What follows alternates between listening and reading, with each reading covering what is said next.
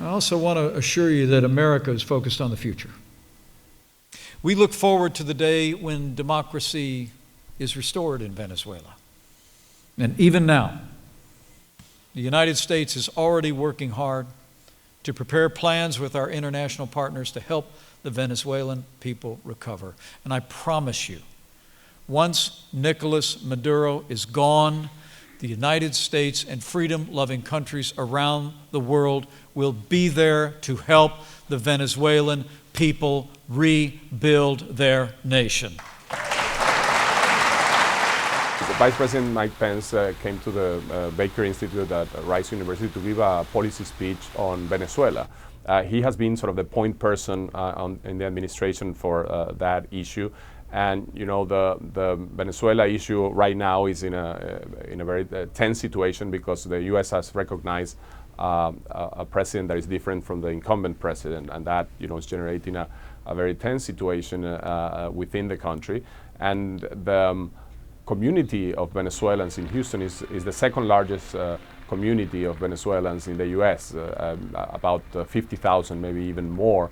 And so it makes sense for Vice President Pence to give a speech in this city, but also, you know, the big issue relating to Venezuela is oil. The recovery of the Venezuelan oil industry will require a lot of help from the city of Houston, and in particular from the Venezuelan community in the city of Houston. So that make it a really appropriate place for Vice President Pence to come to Rice and to the Baker Institute. We're gathered here today to stand for freedom. It's my great honor to stand in an institute and alongside a man who has served the cause of freedom with such great distinction.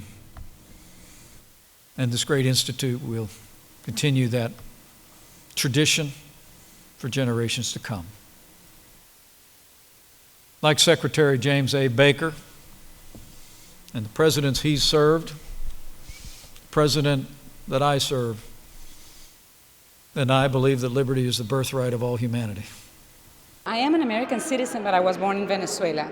So it is very touching, very moving, very encouraging that in the midst of a terrible crisis that my country of birth is going through, to hear the words of the Vice President giving us certainty, support, understanding of our plea, it's larger than words can express. We are absolutely thrilled.